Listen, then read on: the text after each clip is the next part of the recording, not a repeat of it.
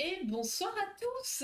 Coucou Nico, coucou le guide, Roxy, Fred. Alors Angels là qui nous fait du drama. J'espère que c'est une blague. Parce que là, c'est pas possible de faire ça plusieurs fois d'affilée.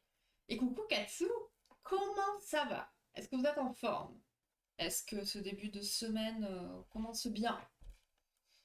Bon, on est lundi, encore une semaine à passer. Voilà, on est ravis. Donc, ce soir, on se retrouve sur un nouveau thème qui est l'agilité émotionnelle. Donc, on va parler d'émotions, hein, voilà. Ça va être plutôt sympa, ça va être beaucoup de blabla par contre.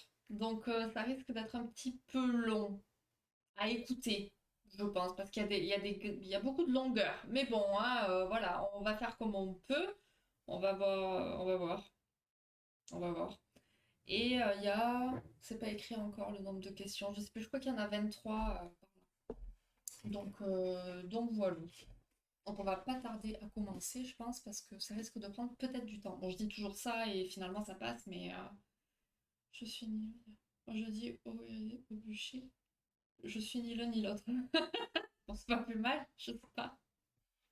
Non, mais elle abuse. Ah, après, moi, je vois une autre tête de mort, hein, donc je me dis peut-être que, tu vois,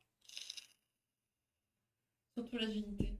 C'est ma connexion là, elle est down. Ah bah super, non mais c'est vraiment pas juste.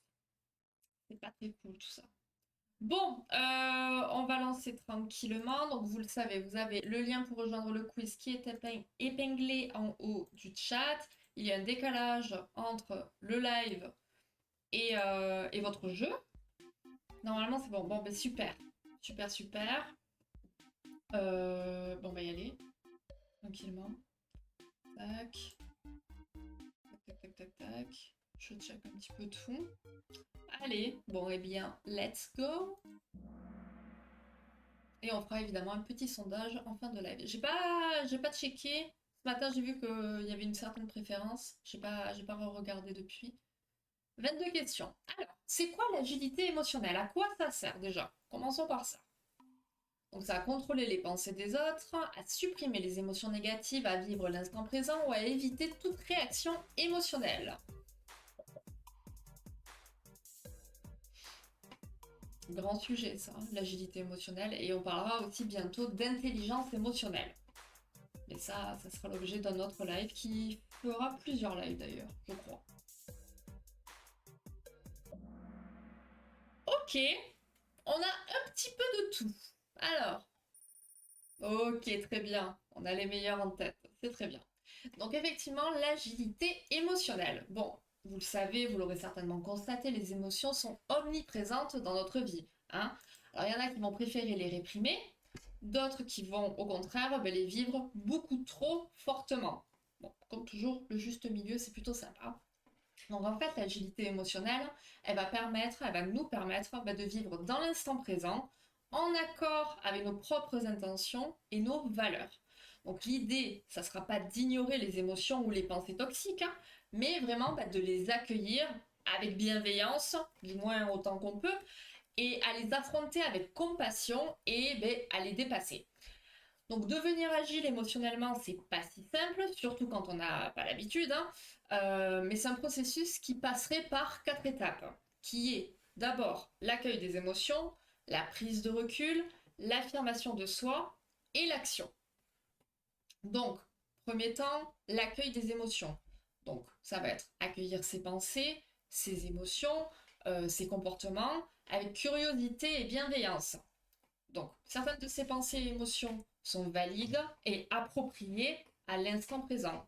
Et d'autres, ça va être des fragments de pensées qui vont tourner en boucle dans notre cerveau. Ça, je pense que ça parle à peut-être un bon grand nombre de personnes parmi nous. Et donc, dans les deux cas, qu'il s'agisse de reflets fidèles à la réalité ou de distorsions nuisibles, ces pensées et ces émotions, elles font partie de nous et on doit apprendre à nous en servir pour poursuivre notre route. Donc après l'accueil des émotions, on a la prise de recul. Donc une fois qu'on a accueilli nos émotions et nos pensées, on va devoir nous en détacher pour les observer, pour pas les voir simplement pour ce, enfin si justement, pour les voir pour ce qu'elles sont, c'est-à-dire de simples pensées et de simples émotions. Ok? Et on passe donc à 2 questions à ce sujet. C'est pas vrai, je suis un caillou. Les mots d'eau reprennent leur place. Mais c'est ça. Alors, ça permet quoi le recul émotionnel? Donc, de créer un espace ouvert, non moralisateur entre sentiments et réactions, de se couper des expériences intérieures, de renforcer la culpabilité face aux émotions ou d'éviter de ressentir toute forme d'émotion. Ah, c'est plutôt intéressant. Ok, on est pas mal. On est pas mal. Alors, justement, se couper des expériences intérieures, on est loin d'être dans l'agilité émotionnelle parce que justement, le but c'est de ressentir ce qu'on a à l'intérieur. Et donc, créer un espace ouvert non moralisateur entre sentiments et réactions. Le non moralisateur, c'est hyper important parce qu'on a tendance parfois à se culpabiliser aussi par rapport à ce qu'on peut ressentir. Et l'idée, c'est justement d'être OK avec tout ce qu'on ressent, que ce soit positif, négatif, enfin, voilà quoi, tout ça, tout ça. Deuxième question, que permet une observation détachée? D'analyser l'émotion de manière froide, de bloquer les pensées parasites, d'éviter de se laisser contrôler par ses expériences mentales passagères ou d'éliminer les émotions indésirables.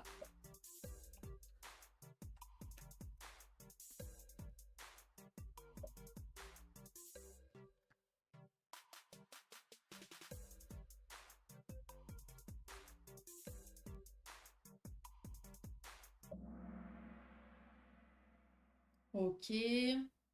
Ok. Alors oui, une observation détachée, on pourrait avoir tendance à penser qu'il faut être froid. Être froid avec soi et donc être en connexion avec soi. Pour être en connexion avec soi-même, c'est un petit peu compliqué quand même. D'éliminer les émotions indésirables, ce n'est pas le but parce que même les émotions indésirables, il faut s'en servir, elles nous apportent quelque chose. Donc effectivement, ça va être d'éviter de se laisser contrôler. Voilà, elles sont là, elles ne sont que passagères, mais donc voilà, on les laisse passer.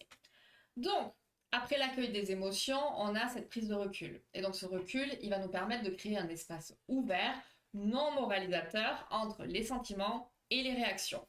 Donc vous pouvez identifier les sentiments nuisibles au moment où vous les éprouvez pour trouver des réactions plus appropriées. Une observation détachée, ça va vous éviter de vous laisser contrôler par les expériences mentales passagères. Ça, c'est quelque chose qui est généralement assez compliqué et qu'on va travailler en thérapie, justement. Ensuite, on va avoir l'affirmation de soi. Donc maintenant, on va pouvoir se concentrer sur qui on est vraiment, nos valeurs, nos objectifs.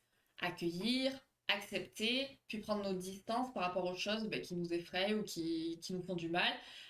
Et ça nous permettra de nous engager sur du long terme en développant notamment des pensées et des sentiments liés aux valeurs et aux aspirations.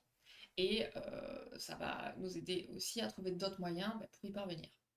Et donc, tous les jours, en fait, on prend des milliers de décisions. Bon, des milliers peut-être pas, oh, je ne sais pas, faudrait se poser la question peut-être.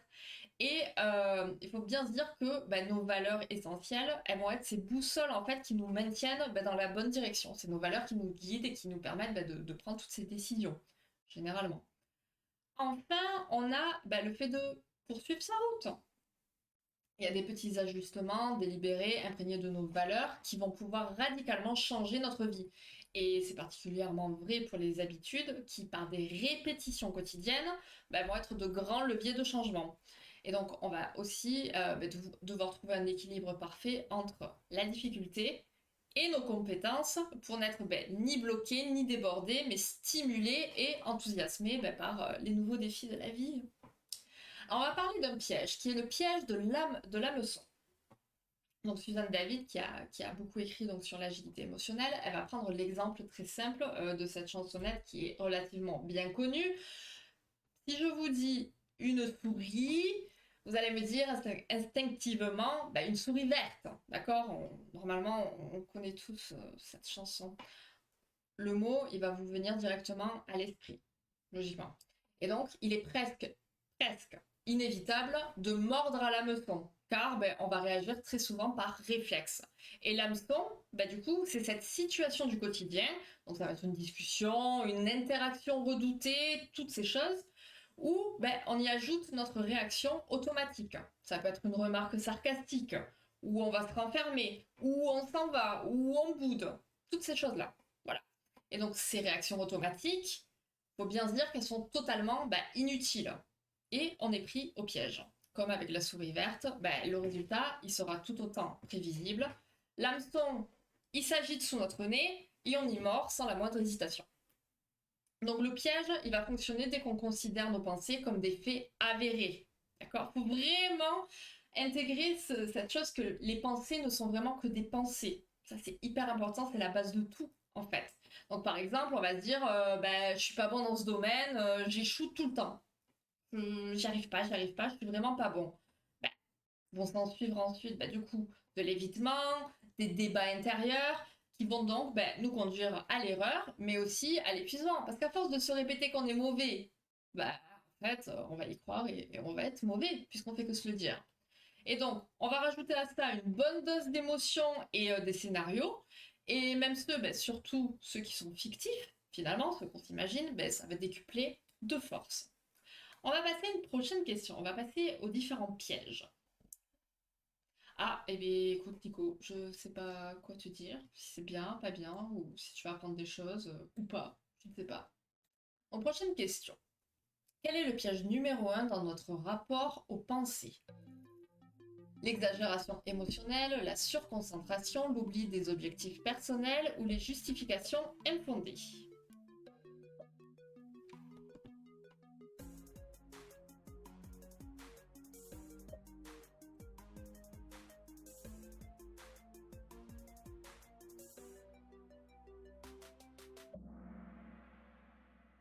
Ah, ok. C'est intéressant que tout le monde se soit, quasiment tout le monde se soit gouré. Donc bien joué pour les 3 bonnes réponses d'affilée. Alors, le piège numéro un, ça va donc être les justifications infondées. Par exemple, comme j'avais peur de me mettre dans l'embarras, je me suis tenue à l'écart pendant toute la fête. La personne là, elle va justifier ses actions ou ses inactions par ses pensées. En fait, quand vous commencez à chercher des justifications infondées, il n'y a pas suffisamment d'espace entre les stimulus et la réponse pour vous donner en fait la possibilité d'exercer de réels choix. Voilà, votre pensée vraiment là, elle va tout contrôler.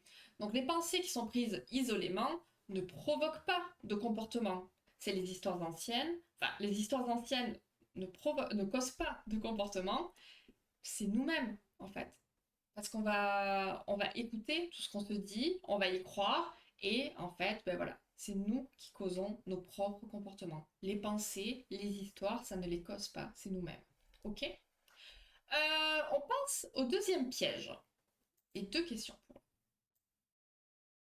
Que signifie l'expression esprit de singe? Ça va être une logique intuitive supérieure, un bavardage intérieur incessant et instable, une capacité à penser vite et efficacement ou un mode de pensée méthodique.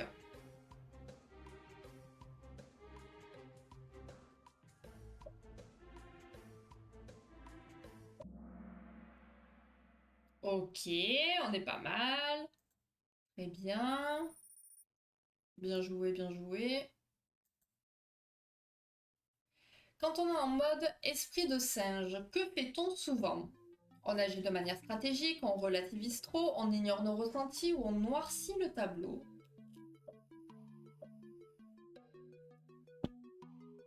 Là, on va avoir des exemples plutôt rigolos.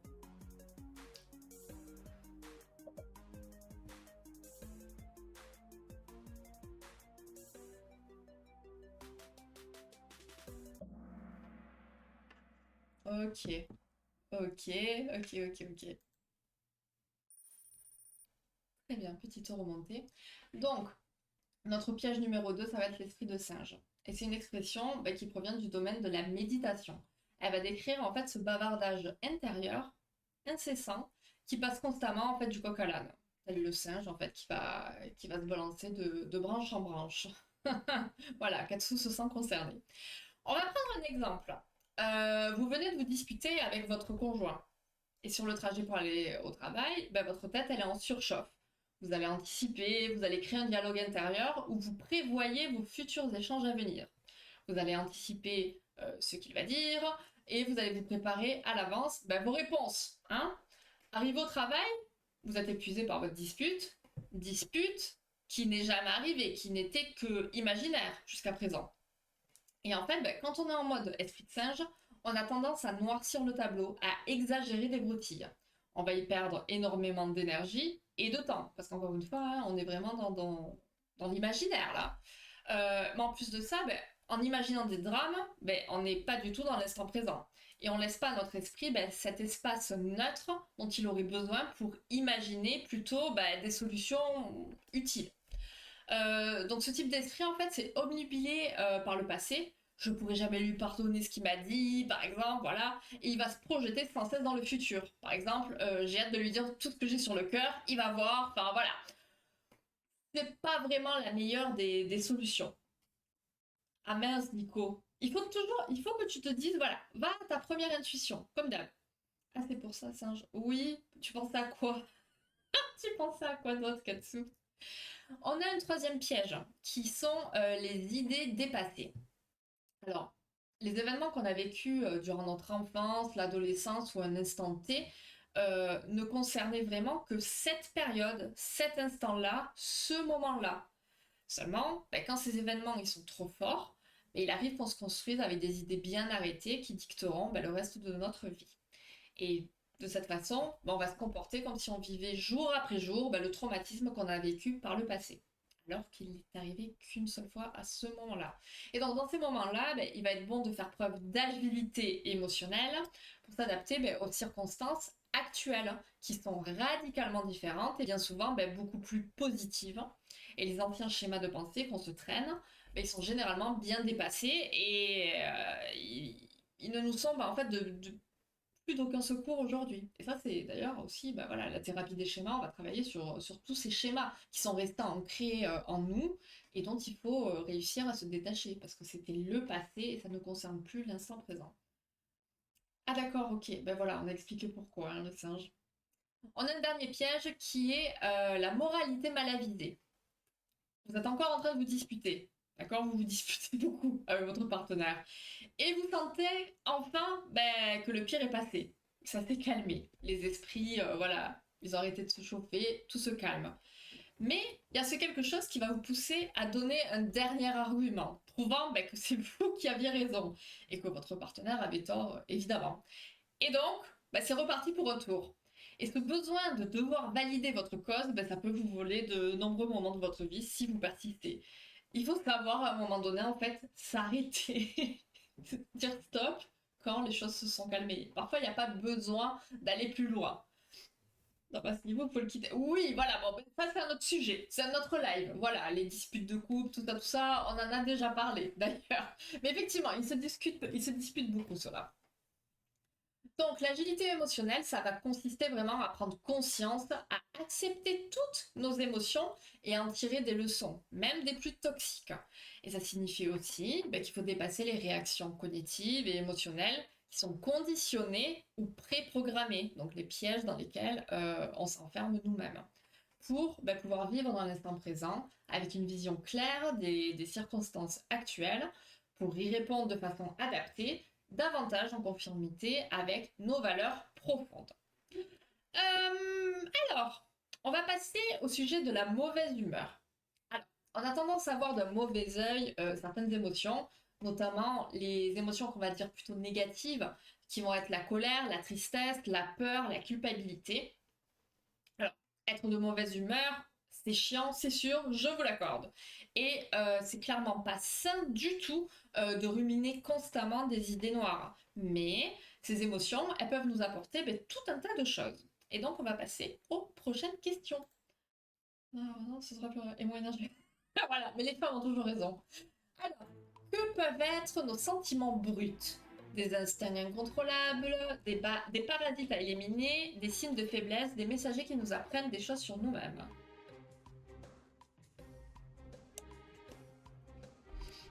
Voilà, je pense que tu as tout résumé, Katsu, hein. C'est bien ça. Ok, alors on a un petit peu de tout là. Ok, des instincts incontrôlables. Ouais. On n'est pas dans les pulsions de Freud là, mais oui. Donc effectivement, le sentiment brut, ça va être un messager qui va nous apprendre des choses sur nous-mêmes et qui nous fait entrevoir ben, le sens de notre existence. Prochaine question. Les émotions négatives peuvent supprimer le jugement moral, déclencher une forme de rejet systématique, aider à argumenter ou créer des hallucinations. C'est pas mal là. Sacré combo. C'est marrant, ça.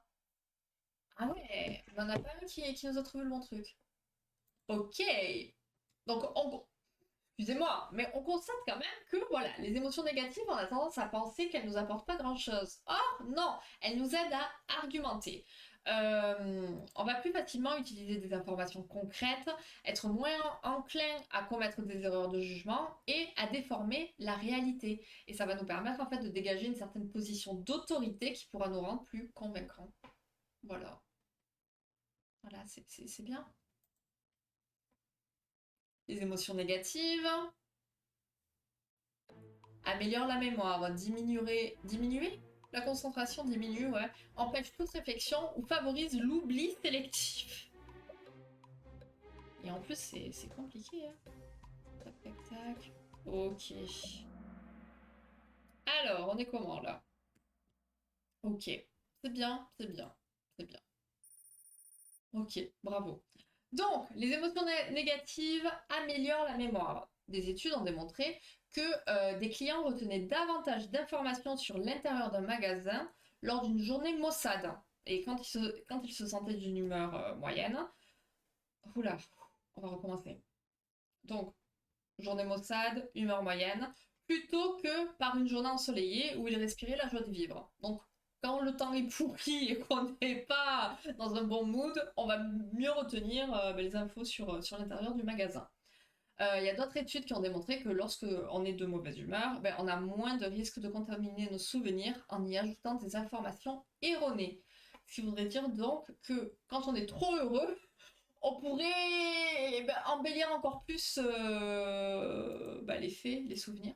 Alors si jamais ça vous intéresse, bon c'est des articles en anglais, mais bon, si jamais je vous les partage, simplement ça sera pas ma première méthode. Ouais, ben voilà, c'est là où on voit que l'agilité émotionnelle est pas au top du top. Allez, Angels qui a crash, c'est bon, je suis là. Ah, ouf. Alors si vous voulez lire l'anglais, voilà, si jamais, on sait jamais. Euh, Encore, les émotions négatives. Quel est un effet des émotions négatives? On la tourne différemment. Elles encouragent la persévérance, elles empêchent la mémoire de fonctionner, elles inhibent toute motivation ou elles provoquent une part totale de sens. Quand tu es heureux, tu deviens marseillais. Ouais, voilà, par exemple.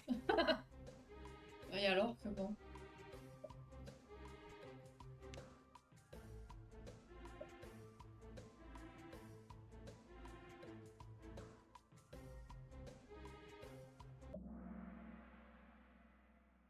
Alors, elles encouragent la persévérance. Elles empêchent la mémoire de fonctionner. Non. Bah non. On a vu juste avant que ça aidait pour la mémoire, donc elles peuvent pas l'empêcher de fonctionner. Et elles inhibent toute motivation. C'est pas faux, effectivement. C'est pas faux. Mais là, on est pour parler des qualités quand même des émotions négatives. Pub de merde. Non mais, on se calme. Voyons. Voyons, voyons. Donc, par exemple, lors d'un examen, un individu qui sera un peu plus de mauvaise humeur essayera de répondre à plus de questions et obtiendra davantage de bonnes réponses que lorsqu'il est dans de meilleures dispositions. Donc, ce qu'il faut savoir, c'est que pour venir dans les lives psy, il faut que vous soyez de mauvaise humeur, comme ça vous allez tout défoncer.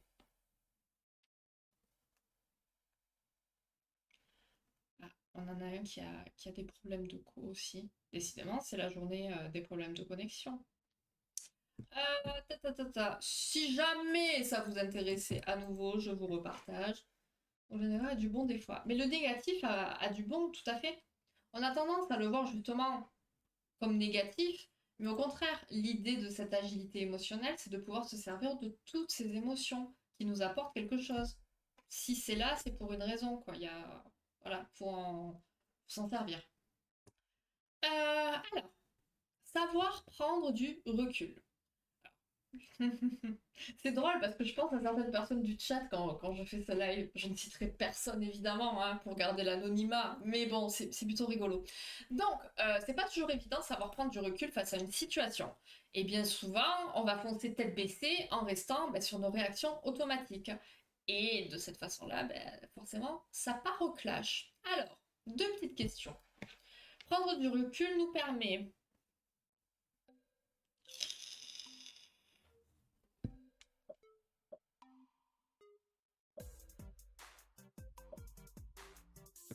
Me sens pas bien, je peux pas te... Ouais, je parle pas de toi, hein, du tout. Jamais je n'oserais pas.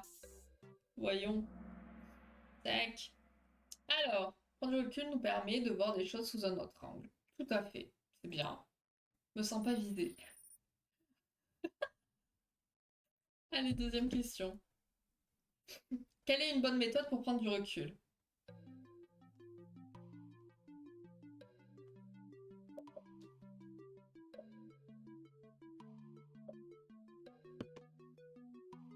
Alors, ok. L'humour. Ok, très bien. Très très bien. Ok. Quatre bonnes réponses d'affilée, bien joué. Prendre du recul, ça va nous permettre de voir les choses sous un autre angle, ce qui nous permet de comprendre ce qui est en jeu et de prendre de meilleures décisions. Et la prise de recul, ça peut aussi nous aider à gérer notre stress et notre anxiété. Mais alors, ben, comment on fait? Euh, Déjà, il faut bien être conscient qu'on ne change pas du jour au lendemain. Euh, alors, l'idée, ça sera un peu de se dire ben, quelles sont ces affirmations catégoriques ben, que vous avez en tête et qui reviennent automatiquement. Excusez-moi, ça me fait rire, parce que je suis dans la tête de certaines personnes là du chat et je vois. Donc par exemple, je suis nulle en sport, je suis mauvais en maths, vous voyez, ce genre de choses. Et ces affirmations, en fait, ce ne sont que des histoires. C'est pas votre destinée. C'est encore une fois des pensées, des choses qu'on se dit. Et si on veut y croire, ben forcément, à force, voilà. Mais regardez, toute ma vie, je me suis dit que j'étais mauvaise en maths. Aujourd'hui, j'ai un poste de comptable, on va dire. Donc, vous voyez, c'est pas la destinée. Donc, l'humour, c'est une bonne méthode pour prendre du recul, car ça va vous forcer à avoir de nouvelles possibilités. Trouver un côté risible à son attitude, à une situation, ça va aider à l'accepter et à maintenir nos distances. Donc il est nécessaire de changer de point de vue, essayer de regarder son problème au travers des yeux d'un autre, par exemple. Et lorsqu'on se sent pris au piège, l'idée, ça va être d'identifier cette pensée pour ce qu'elle est. Ça, je ne cesserai de le répéter. Une pensée, c'est une pensée. Et de prendre aussi cette émotion pour ce qu'elle est, une émotion. On n'est pas obligé d'accepter l'opinion exprimée par nos pensées, ou nos émotions. Voilà. Ah non, ça c'est la réalité. Oui, ça c'est la réalité. Alors, les valeurs. Que sont les valeurs?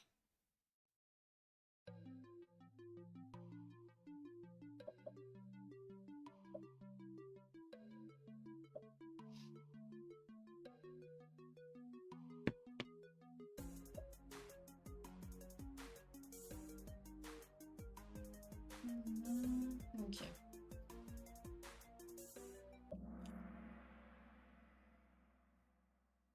Ok, non, les valeurs, c'est pas figé quand même, hein. Ça peut bouger. On peut avoir certaines valeurs qui vont bouger à un moment donné. Deuxième question. D'où viennent généralement nos premières valeurs? De nos envies spontanées, de nos peurs, de nos gènes ou de notre éducation?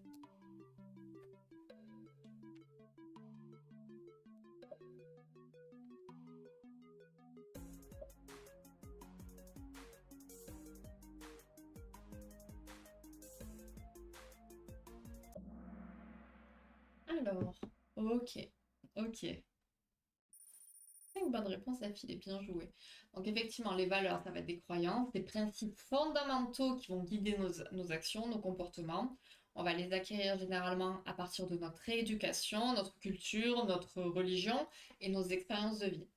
Elles vont avoir un rôle important dans notre vie, car elles vont nous aider, on l'a vu tout à l'heure, à prendre des décisions et à établir des priorités et à orienter nos actions. Prochaine question. Et beaucoup de blabla, visiblement.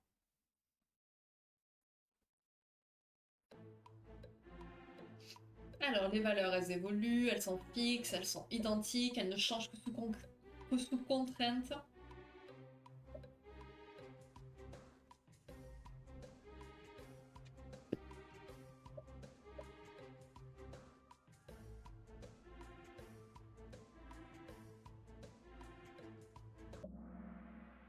Ok, très bien. Bon, je vous l'ai un peu dit aussi. Ne change que sous contrainte. Mais non, voyons, mais on n'est pas dans un pays, je vais dire totalitaire, si, peut-être, bientôt. Alors, là, il va y avoir beaucoup de blabla. Donc, je vous invite en même temps à réfléchir à vos valeurs et à nous dire dans le chat, d'après vous, quelles sont vos valeurs? Qu'est-ce qui... Voilà. C'est quoi ces choses qui vous guident depuis toujours ou qui ont évolué avec le temps? Vraie question, hein? Donc, nos valeurs, elles évoluent au fil du temps, de la vie, des événements, et ça fait qu'elles peuvent changer. Et tout comme notre perception de ce qui est important, ça va évoluer. Alors, si vous ne savez pas trop quelles sont vos valeurs, on va se poser quelques questions pour vous aider à les identifier.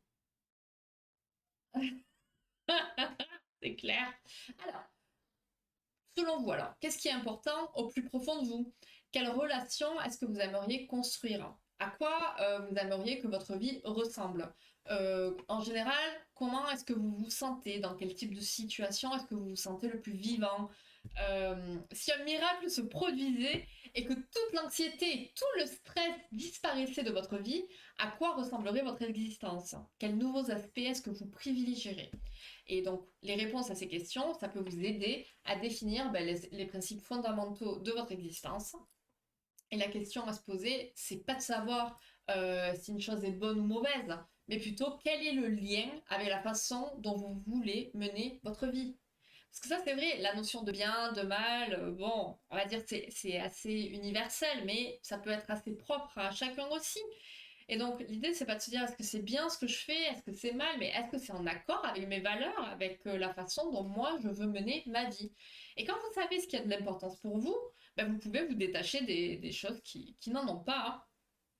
Donc, pour récapituler un petit peu au niveau des valeurs, les valeurs, vous allez les choisir librement. Elles ne vous sont pas imposées. Ce ne sont pas des objectifs, elles sont continues. Elles vont vous guider au lieu de vous limiter. Elles vont être actives, elles vous permettent de vous rapprocher de la façon dont vous voulez mener votre existence. Elles vous affranchissent des comparaisons sociales, elles favorisent l'acceptation de soi, et surtout, ben, une valeur, elle peut vous servir, et elle vous aide à vous orienter dans la bonne direction. Il y a Suzanne David, donc on y revient, qui va évoquer l'exemple de la parentalité. Par exemple, je veux être un bon parent, c'est important pour moi. Ok, ok. Mais ça consiste en quoi, pour toi, d'être un bon parent? C'est quoi? Et en fait, c'est cette question qui est importante et non pas la conformité en fait dans laquelle on va essayer de se fondre pour être un bon parent selon la société. Surtout que ça, c'est un sujet, c'est pas voulu, hein, mais bon, c'est un sujet moi qui me, donc voilà, être un bon parent aujourd'hui, on me prend moi et on prend les Montessori, on n'a pas du tout la même définition de ce que c'est que d'être un bon parent. Voilà. Donc là, ok, je veux être un bon parent, mais on se pose ces questions. Qu'est-ce que je veux que les gens voient quand ils me voient avec mon enfant? Qu'est-ce que je verrai si je les observais moi-même? Est-ce que mon comportement est raisonnablement cohérent, quelle que soit la situation? Est-il en conformité avec mes convictions à propos de ce qu'est un bon parent? Enfin voilà, on se pose des questions pour voilà, savoir concrètement, pour moi, c'est quoi être un bon parent?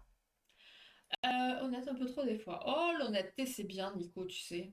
Voilà. Ouais. Alors, tac, tac, tac. Donc là, on va faire une bonne partie, encore une fois, sans question. J'en suis navrée. La notion de devoir ou vouloir. Alors, j'aime beaucoup cette allégorie. C'est l'allégorie de l'attelage. D'accord? On a un attelage qui est tracté par deux chevaux différents. En fait, c'est Platon, on va partir un peu dans la philo, qui a traduit un de nos conflits intérieurs. L'un de ces chevaux, ça représente la passion, nos envies, nos désirs, tout ça, tout ça. Et l'autre cheval, il représente l'intellect, notre esprit rationnel et moral. Ces chevaux, en fait, ils vont représenter ce tiraillement constant qui nous pousse vers des directions opposées. Ce qu'on veut faire et ce qu'on devrait faire. Et notre rôle à nous, il est représenté par le cocher. Il maîtrise et il guide ses chevaux afin d'arriver à destination. Enfin, moi, j'aime trop les allégories comme ça. Voilà. Et donc, il est essentiel de savoir à quoi nous tenons vraiment afin de trouver l'envie dans des situations où on trouverait que des obligations. On est très fort en fait pour tomber dans tous ces pièges de langage. Je dois encore aller à cette fichue réunion. C'est encore à moi de m'occuper de la maison. Mais en fait, on oublie bien souvent que cette situation, c'est tout simplement le résultat de choix qu'on a fait. Et ça, c'est quand même quelque chose. Ça, pour le coup, moi, je crois, que je l'ai assez bien adopté dans mon quotidien parce qu'en fait, ça sert à rien de trop râler parce que tout ce qu'on fait, c'est des choix. Et dès qu'on se met ça en tête, ben ok, donc si ça me plaît pas, ben je fais le choix opposé. Je fais pas ça. Voilà, si j'ai pas envie, ben c'est un choix. Si j'y vais, c'est que je l'ai choisi. Euh, Si on n'arrive pas à trouver des je le veux dans le quotidien, ben c'est peut-être justement le signe qu'il est temps de changer. Et le but sera de faciliter nos choix qui vont nous conduire à la vie qu'on souhaite mener. Alors, comment on fait? Parce que c'est bien joli tout ça, mais comment on fait? Alors déjà, on lit Katsu. Être heureux, c'est... Clairement pas, c'est tout l'inverse de ce que Katsu raconte. Donc, comment on fait pour être dans bon, je le veux? On se pose des questions. On souhaite changer une habitude, un comportement, mais on n'y arrive pas. On va se demander déjà qu'est-ce qui nous en empêche. Parce il suffit bien souvent d'un petit ajustement pour y parvenir. Ensuite, on peut associer un nouveau comportement à une habitude existante.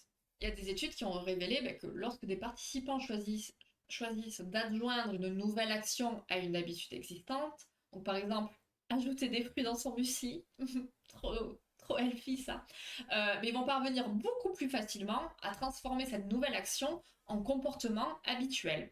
En fait, il est plus facile de créer un nouveau comportement en l'associant à une habitude existante. Et donc, on n'a pas besoin de beaucoup changer nos habitudes quand on fait comme ça. Je vous joins à nouveau les articles en anglais si ça vous fait plaisir. Voilà. Ensuite, on a le pré-engagement. Donc, anticiper les obstacles et préparer des stratégies. Donc, on se rappelle de notre couple qui va bientôt se séparer d'après Katsu, hein, donc ils se disputent. Ils se disputent beaucoup. Et donc, on va ruminer, on va imaginer pour au final être épuisé par cette dispute imaginaire. Ok, on se souvient. Prendre du recul, ça va nous permettre de prendre cet engagement avec soi-même, basé sur nos valeurs. Donc avant d'aborder les sujets fâcheux avec son partenaire, on s'engage à l'écouter avec un esprit ouvert. Voilà. Tu as rajouté des fruits dans le fromage. Non, mais je mange des fruits. Je mange beaucoup de fruits maintenant. Mais ça va, hein, je m'y fais, c'est bien. Ensuite, on pense aux obstacles. Compenser une vision positive en pensant à des difficultés potentielles. En imaginant le futur tout en évaluant clairement la réalité présente, on va parvenir à relier l'un à l'autre. Et ça crée une passerelle mentale qui contient à la fois les obstacles et notre plan pour les franchir. On passe à un nouveau sujet, on arrive aux questions. Confort ou courage? Pour rester vivant, il faudrait choisir le courage plutôt que le confort, la sécurité avant tout, la stabilité émotionnelle ou le plaisir immédiat.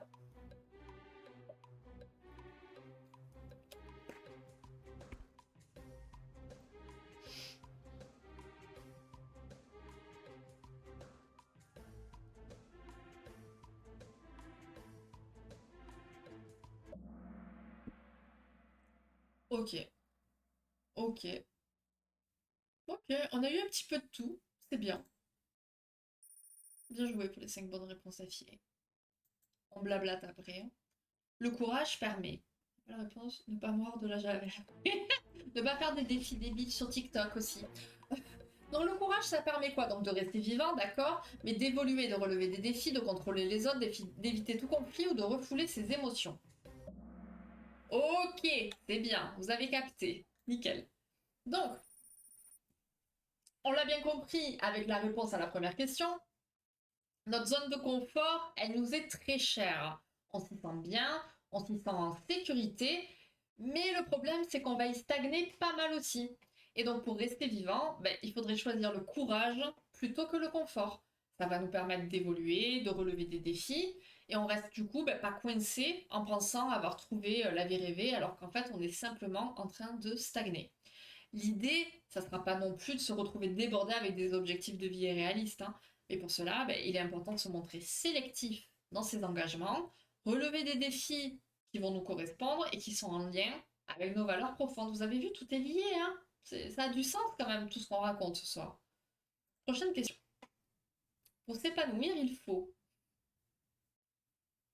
être ouvert à l'inconfortable, s'en tenir à ce que l'on connaît, rejeter toute instabilité, rechercher le confort absolu. Attention, si vous avez suivi tout ce dont on est en train de parler, logiquement, c'est pas très compliqué là. Ok, je suis contente. Vous me faites plaisir. Tout à fait. C'est très bien. Donc, pour s'épanouir, il faut être ouvert à l'inconnu, voire même donc à l'inconfortable. Et c'est en s'appuyant sur ces émotions inconfortables ben, qu'on en tire des apprentissages. C'est la meilleure des façons, hein. Donc, afin de décoller, il faut se demander ben, si ça va nous permettre de nous rapprocher de la personne qu'on a envie d'être, en fait. On doit faire preuve de bon sens et savoir si on est capable ben, de tenir seulement jusqu'au lendemain ou bien plus longtemps. Le choix réaliste, ça sera celui qui sera approprié par rapport à nos contraintes à court terme, mais qui nous rapprocheront aussi de la vie ben, qu'on désire vivre à long terme. J'ai l'impression d'écouter les discours des coachs sportifs, je vous jure, ils m'ont dit pareil. Je me dis putain, ils sont forts en psycho quand même, hein. Alors, comment savoir si vous devriez revoir vos objectifs? Alors, il y a Dubner, un économiste. Alors, on fait de la psycho, de la philo et de l'économie ce soir. Il va parler des coûts irrécupérables et des coûts de renoncement. De l'économie, quoi. Je vous ai dit que j'étais mauvaise en maths tout à l'heure, hein.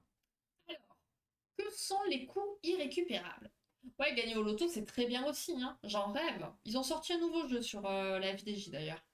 Voilà. Alors, les coûts irrécupérables, c'est les avantages obtenus par l'abandon, c'est les pertes à venir si on change d'avis, c'est des investissements déjà réalisés dans un objectif ou les frais futurs d'un projet. Ok, très bien. On a des personnes qui s'y connaissent en économie. Bravo. Petite remontada. Deuxième question sur les coûts irrécupérables. Que provoquent les coûts irrécupérables? Surtout que si. Alors, une envie de recommencer, une motivation à changer, une réticence à abandonner ou un renoncement rapide.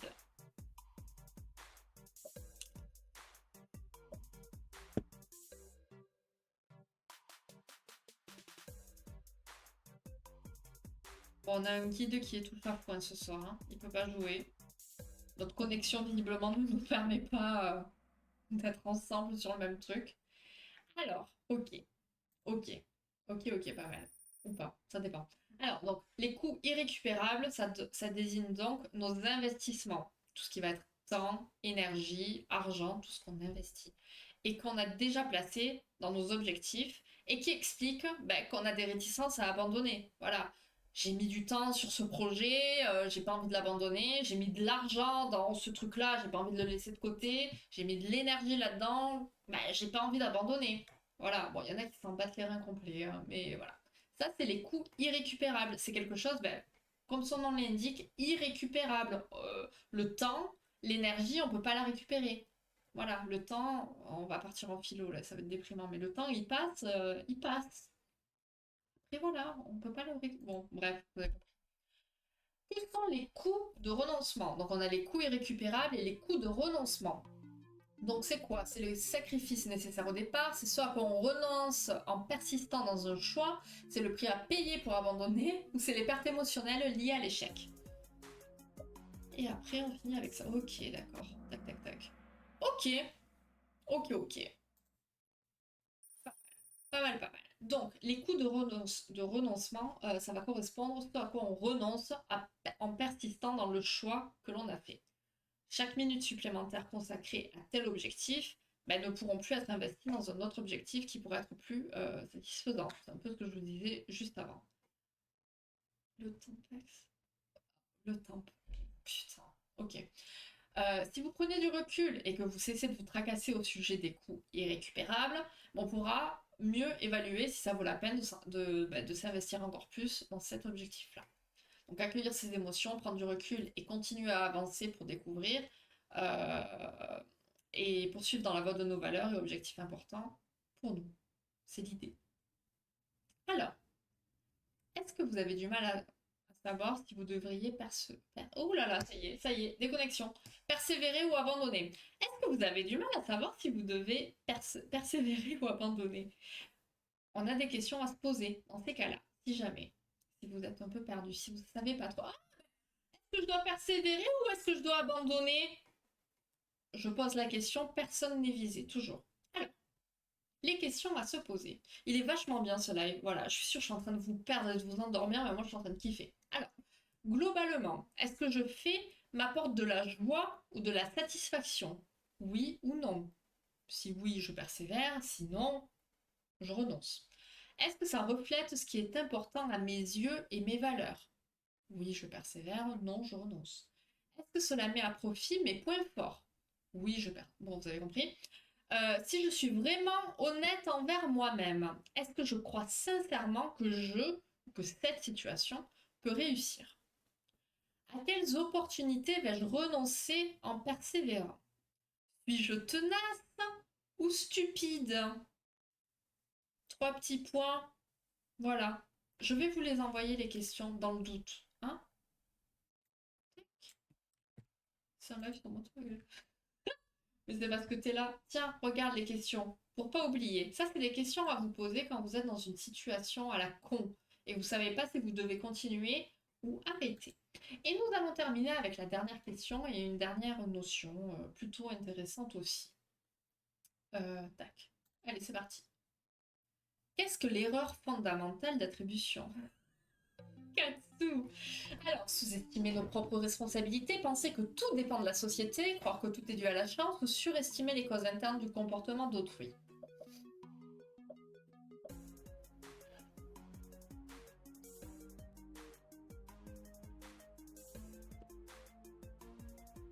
En fait, je pense qu'on en a déjà parlé lors d'un live sur la cognition, peut-être, je sais plus. Ok, on va rester sur ça, je vous fais le blabla, on voit le podium, sondage, et ciao, à vendredi. Alors, l'erreur fondamentale d'attribution, qu'on nomme aussi biais d'attribution, c'est un concept de psychologie sociale qui va décrire la tendance qu'ont les gens à surestimer l'influence de facteurs internes, donc des facteurs propres à nous, hein, la personnalité, le caractère, les croyances, sur le comportement des autres, tout en sous-estimant l'impact des facteurs externes, les circonstances, les événements.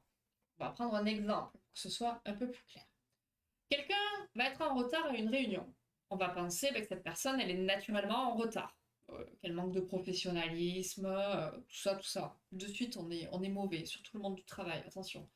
Alors qu'en fait, peut-être que cette personne, elle était dans les embouteillages, qu'elle a eu un problème sur la route ou autre chose. Vous voyez? Ça peut être 10 000 raisons. Et cette erreur fondamentale d'attribution, elle est considérée comme une erreur de raisonnement qui est profondément ancrée dans notre façon de penser. Et elle peut entraîner des conséquences importantes sur notre façon de percevoir les autres et de prendre des décisions. Et ce type d'erreur, il peut être influencé par des facteurs culturels et situationnels. Et ce qui est fou, en fait, c'est que lorsqu'il s'agit de nos propres mauvais comportements, on va plutôt accuser les circonstances. Du genre, j'étais sous pression, j'y pouvais rien, hein, voilà. On a certains patrons ou supérieurs, commençant par la lettre R, qui ont ce type de raisonnement. Je suis sous pression, c'est pas ma faute. On a Gilbert, qui est un psy à Harvard, qui attribue ce biais à 4 causes. On n'est pas pleinement conscient de la situation, donc comme on l'a vu avec l'exemple de la réunion, on ne sait pas pourquoi X est arrivé en retard. On a des attentes irréalistes, on exagère notre évaluation des comportements, on va interpréter le moindre détail dans la communication verbale et non verbale, et on ne revient pas sur nos premières impressions. On est quand même sacrément con. Alors que faire pour éviter de tomber dans le piège de ce biais? Déjà prendre conscience de ses propres biais. On a tous des préjugés. C'est pas bien d'avoir des préjugés, vraiment pas bien. Et donc, ensuite, une fois qu'on en a pris conscience, on prend du recul et on analyse la situation sous différentes perspectives. Et on essaye de se mettre à la place de l'autre ou de se mettre dans le contexte de l'événement. Et on se pose des questions sur les causes possibles du comportement plutôt que de tirer des conclusions hâtives. Enfin, faites preuve d'empathie et essayez de comprendre les perspectives d'autrui. Très important. Il est un peu plus long que d'habitude, effectivement. Nous avons le ligre rouge en troisième position, suivi de Otter. Et en première place, nous avons Autriche. Bien joué. Suivi de Méduse et de Chat. Bien joué à vous. Alors, tac, tac, tac. Je vous lis après. Je vais faire... on va faire le sondage. Comme ça, c'est fait. Et je vous lis durant ce temps. Donc, semaine prochaine, je suis perdue. Gérer les sondages. Nouveau sondage. On a quoi comme sujet? Bon, en vrai, je pense que le sujet est déjà trouvé, mais tac, tac, tac, tac. Et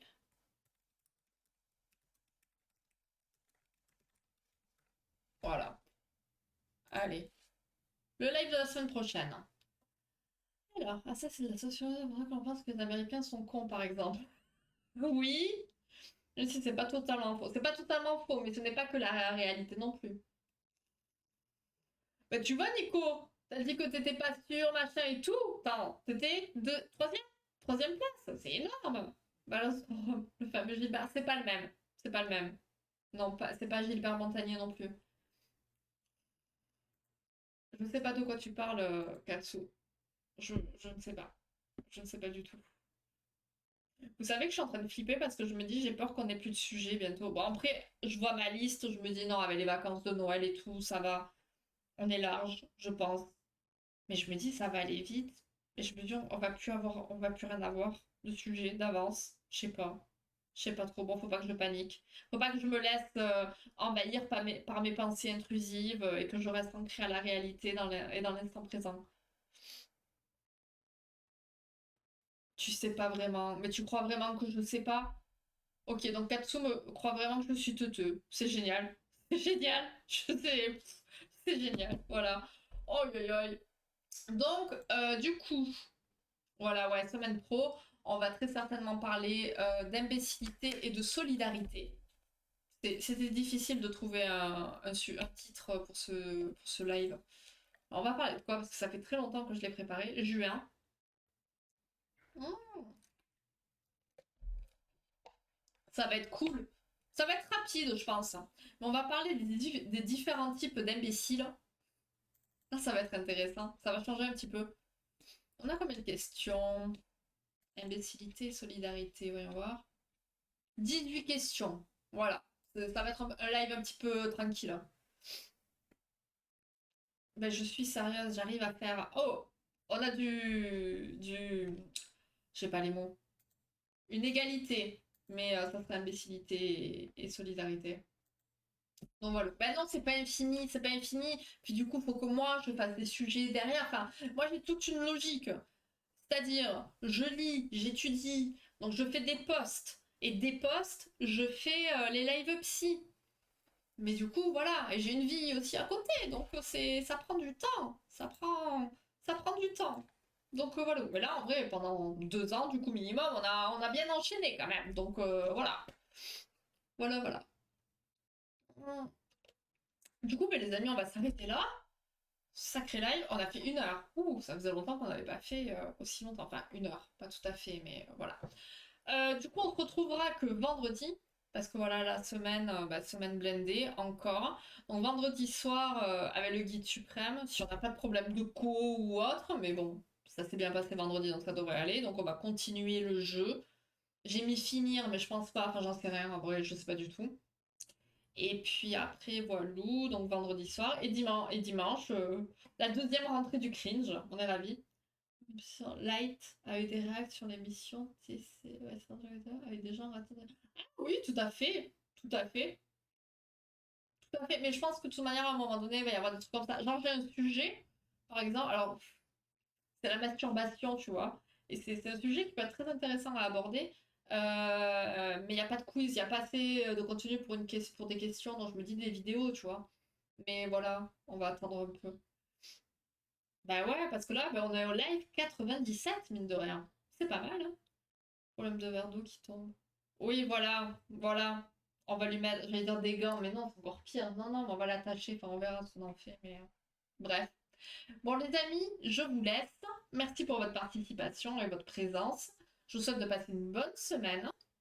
Et puis, écoutez, on se retrouve vendredi soir, hein, tranquillement. Ouais, non, non, non, non. Puis déjà, les droits, non, quoi. Mais voilà, ouais, ok. Bon, allez, je vous fais des bisous. Passez une bonne soirée, bonne nuit, bonne semaine. Et à vendredi soir, hein. Ciao, ciao.